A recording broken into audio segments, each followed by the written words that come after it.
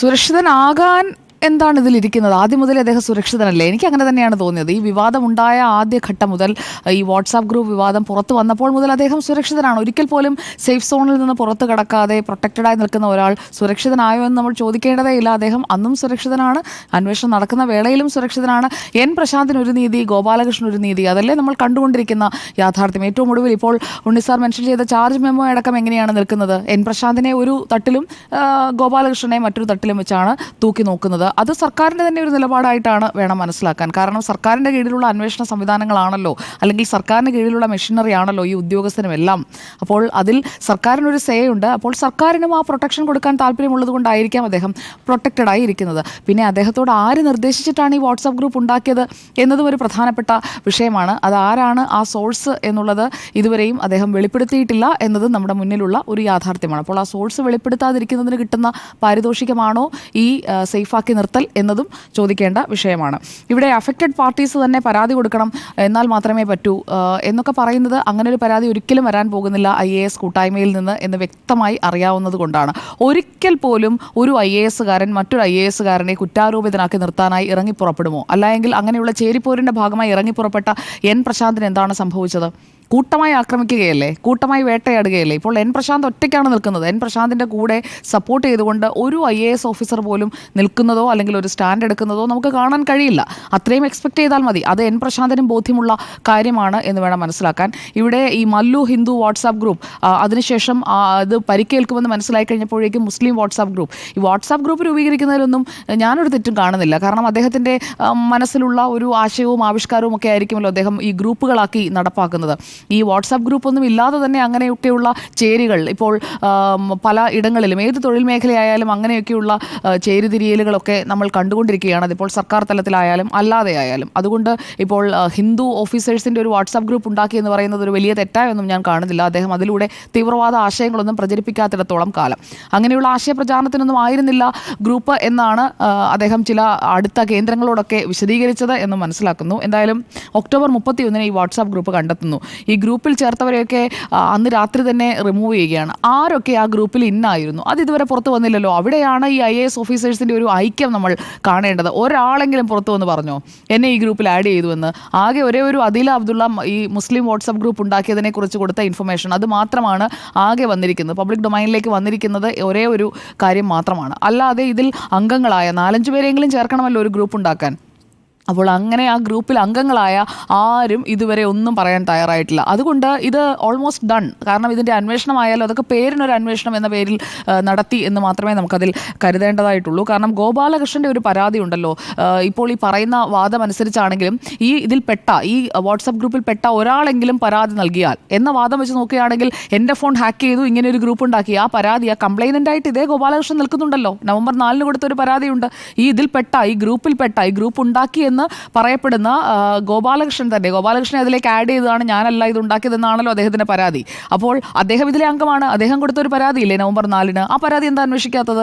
ആ പരാതി അന്വേഷിക്കാമല്ലോ. ഉണ്ണിസാർ പറഞ്ഞ ന്യായം അനുസരിച്ചാണെങ്കിൽ ആ പരാതി അന്വേഷിക്കാം. ഈ ഗ്രൂപ്പിൽപ്പെട്ട ആളാണല്ലോ. ഈ ഗ്രൂപ്പിൽപ്പെട്ട ആളുടെ പരാതി നവംബർ 4-ന് സർക്കാരിൻ്റെ മുന്നിലുണ്ട്. അപ്പോൾ ഈ ഫോൺ ഹാക്ക് ചെയ്തു എന്നുള്ള പരാതിയിൽ നടത്തിയ അന്വേഷണം എന്താണ്? ആ പരാതിയിലല്ലല്ലോ അന്വേഷണം നടത്തിയിരിക്കുന്നത്. അത് ഈ വാട്സാപ്പ് ഗ്രൂപ്പ് ഉണ്ടാക്കിയ സംഭവത്തിലാണ്, ബേസ് ഇൻസിഡൻറ്റിലാണ് ഇപ്പോൾ ഈ അന്വേഷണ റിപ്പോർട്ട് വന്നിരിക്കുന്നത് എന്ന് വേണം മനസ്സിലാക്കാൻ. അപ്പോൾ ഈ നേരത്തെ ഉണ്ണിസാർ പറഞ്ഞ S11B-DS സാംസങ് ഫോൺ, അത് പോലീസിൽ ഹാജരാക്കുന്നത് നവംബർ 6 സംഭവം നടന്ന് നമ്മൾ പറയുമല്ലോ, നാട്ടുഭാഷയിലൊക്കെ പറയും പശുവും ചത്തു മോരിലെ പുളിയും കിട്ടുമെന്ന്. അതുപോലെ ചെയ്യാനുള്ളതെല്ലാം ചെയ്തതിന് ശേഷമാണ് ഈ ഫോൺ കൊണ്ടുപോയി ഹാജരാക്കുന്നത്. ആ ഫോണിൽ നിന്ന് റിട്രീവ് ചെയ്യാനൊക്കെ സാധിക്കും, പക്ഷേ ആ രീതിയിലൊന്നും വലിയ പരിശ്രമമൊന്നും നടത്തി അങ്ങനെയുള്ളൊരു അന്വേഷണത്തിൻ്റെ ഒന്നും ആവശ്യമില്ല എന്നുള്ളത് പുറത്തു നിൽക്കുന്ന ലേമന് തന്നെ ബോധ്യമാകുന്ന ഒരു സാഹചര്യമാണ്. കാരണം ഇദ്ദേഹമാണ് ഈ വാട്സാപ്പ് ഗ്രൂപ്പിലേക്ക് ആഡ് ചെയ്തത്, അദ്ദേഹത്തിൻ്റെ ഫോൺ ഹാക്ക് ചെയ്തിട്ടില്ല എന്നിപ്പോൾ കണ്ടെത്തുകയും ചെയ്തിരിക്കുകയാണ്. അപ്പോൾ എല്ലാം ക്ലിയർ ആണ്. അദ്ദേഹം ഒരു വാട്സാപ്പ് ഗ്രൂപ്പ് ഉണ്ടാക്കി, അത് അദ്ദേഹം അങ്ങ് അഡ്മിറ്റ് ചെയ്താൽ മതി. ഞാനൊരു വാട്സാപ്പ് ഗ്രൂപ്പ് ഉണ്ടാക്കി എന്ന് അഡ്മിറ്റ് ചെയ്താൽ മതി. അതിലൂടെ തീവ്രവാദ ആശയപ്രചാരണമൊന്നും നടത്തിയിട്ടില്ല, അതുകൊണ്ട് അദ്ദേഹത്തിനെതിരെ നടപടി എടുക്കുന്നില്ല എന്ന് സർക്കാരും തീരുമാനിക്കുന്നു.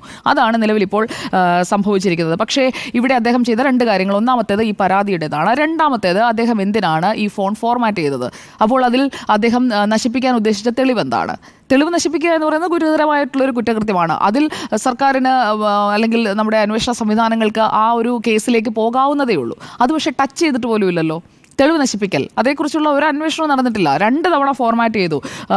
അപ്പോൾ ഈ തെളിവ് നശിപ്പിക്കുക എന്നുള്ള ഗുരുതരമായിട്ടുള്ള കുറ്റകൃത്യം, എൻ പ്രശാന്ത് എന്തായാലും അങ്ങനെയുള്ള തെളിവ് നശീകരണത്തിലേക്കൊന്നും പോയിട്ടില്ല. കാര്യങ്ങൾ പബ്ലിക് ഡൊമൈനിലേക്ക് വെച്ചൊരു വിഴുപ്പലക്കൽ നടത്തി, അത് തെറ്റാണ്. സർവീസ് ചട്ടത്തിനനുസരിച്ച് അങ്ങനെ ചെയ്യാൻ പാടില്ല. ഉന്നത ഉദ്യോഗസ്ഥനെതിരെ പരസ്യ വിമർശനത്തിലേക്ക് പോയി, അതൊക്കെ തെറ്റാണെന്നുള്ളത് നമ്മളും അംഗീകരിക്കുന്നു. പക്ഷേ ഇവിടെ തെളിവ് നശിപ്പിച്ച ഗോപാലകൃഷ്ണൻ ഒരു നീതി, പരസ്യമായി പോസ്റ്റുകൾ ഇട്ട എൻ പ്രശാന്തിന് മറ്റൊരു നീതി. എൻ പ്രശാന്തിനെതിരെ മാത്രമേ ഇനി അങ്ങോട്ട് നടപടികളുടെ ഒരു തുടർച്ച നമ്മൾ കാണൂ എന്നുള്ളതാണ് ഇന്ന് വരെയുള്ള സ്റ്റാറ്റസ് വെച്ച് മനസ്സിലാക്കാൻ കഴിയുന്നത്. അപ്പോൾ അവിടെ ഈ ഗോപാലകൃഷ്ണന് കൊടുക്കുന്നത് ഈ വിദ്വേഷ പരാമർശങ്ങൾ അടങ്ങിയ സന്ദേശങ്ങൾ ഗ്രൂപ്പിൽ ഇല്ലാത്തതിനാൽ കേസ് നിലനിൽക്കില്ല. ഇതാണ് narcotic cell assistant commissioner Ajith Chandran നായരുടെ റിപ്പോർട്ടിൽ പറയുന്ന കാര്യം. പ്രാഥമിക അന്വേഷണം അജിത് ചന്ദ്രൻ നായരാണ് നടത്തിയത്. അതുപോലെ തന്നെ ഈ അംഗങ്ങളായി ചേർത്ത ആർക്കും പരാതിയില്ല. ഈ വിവാദമായ ഈ ഗ്രൂപ്പിൽ അംഗങ്ങളായി ചേർത്ത ആർക്കും പരാതിയില്ല. ഈ ഫോൺ റീസെറ്റ് ചെയ്തു.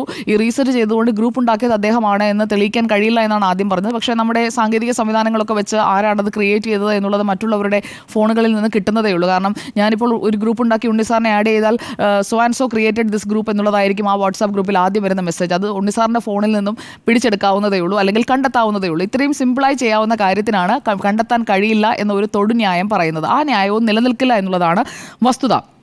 ഈ ഹാക്കിങ്ങിലെ പരാതി ഈ അന്വേഷണ പരിധിയിൽ വന്നിട്ടില്ല. മുസ്ലിം ഗ്രൂപ്പ് കൂടി ഉണ്ടാക്കി ഇത് ബാലൻസ് ചെയ്യാൻ നോക്കിയതും ഈ അന്വേഷണ പരിധിയിൽ വന്നിട്ടില്ല. പോലീസിന് കൊടുത്തിട്ടുള്ള സ്ക്രീൻഷോട്ട്, റിപ്പോർട്ട്, ഇതൊന്നും ഈ ചാർജ് മെമ്മോയിൽ വന്നിട്ടില്ല. അപ്പോൾ ഇതെല്ലാം ഹൈഡ് ചെയ്തിരിക്കുകയാണ്. അതിൻ്റെ അർത്ഥം സേഫ് സോണിൽ നിൽക്കുന്നയാൾ അവിടെ തന്നെ തുടരുന്നു എന്നുള്ളതാണ്. ഇത് കുറച്ചുനാൾ മാധ്യമങ്ങളിലും വാർത്തയാകും, ചർച്ചയാകും. അതിനപ്പുറത്തേക്ക് ഒന്നും സംഭവിക്കാൻ പോകുന്നില്ല ഈ വിഷയത്തിൽ എന്നുള്ളതാണ്. ഒരു കള്ളം പറയുന്നു, അതിൽ നിന്ന് രക്ഷപ്പെടാൻ അടുത്ത കള്ളം പറയുന്നു, അങ്ങനെ തുടർച്ചയായി കള്ളം പറഞ്ഞ് അദ്ദേഹം സേഫായി നിൽക്കുന്നു. അതാണ് നമ്മളിപ്പോൾ കണ്ടുകൊണ്ടിരിക്കുന്നത്. ഇവിടെ ഈ മാധ്യമങ്ങളിൽ വാർത്ത വന്നില്ലായിരുന്നുവെങ്കിൽ ഈ സംഭവമൊക്കെ അതിനുള്ളിൽ തന്നെ, അകത്തളങ്ങളിൽ, അന്തപുരത്തിൽ തന്നെ ഇത് കെട്ടടങ്ങുന്ന ഒരു വിവാദമായി മാറിയേനെ. മാധ്യമങ്ങളിൽ വാർത്തയായതുകൊണ്ട് മാത്രമാണ് ഇത്രയും പേരിനൊരു അന്വേഷണമെങ്കിലും ഈ വിഷയത്തിൽ നടന്നിരിക്കുന്നത്. അപ്പോൾ ഈ additional chief secretary A Jayathilak N പ്രശാന്തിനെതിരായ അന്വേഷണത്തിൽ കാണിക്കുന്ന ഇൻട്രസ്റ്റ് ഒന്നും ഈ അന്വേഷണത്തിൽ കാണിക്കുന്നില്ല. അപ്പോൾ അന്വേഷണത്തിൽ കാണിക്കുന്ന താല്പര്യങ്ങളിലുമുണ്ട് ചില സംശയങ്ങൾ. ചീഫ് സെക്രട്ടറിക്കായാലും വലിയ താല്പര്യമൊന്നും ഈ അന്വേഷണം നടക്കണം എന്നുള്ളതിൽ ഇല്ല എന്ന് വേണം മനസ്സിലാക്കാൻ. അല്ല എങ്കിൽ എങ്ങനെയാണ് ഈ ഒരു വിഷയത്തിൽ ഇത്രയും കാര്യങ്ങൾ മാറ്റി നിർത്തിക്കൊണ്ട് ഒരു അന്വേഷണത്തിലേക്ക് പോവുക? ആ ചോദ്യങ്ങളൊക്കെ പൊതുസമൂഹത്തിന് മുന്നിൽ നിൽക്കുന്നുണ്ട്.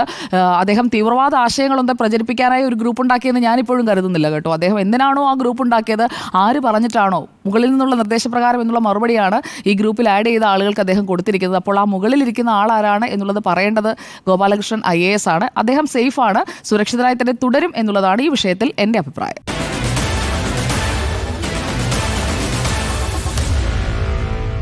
Meet the editors.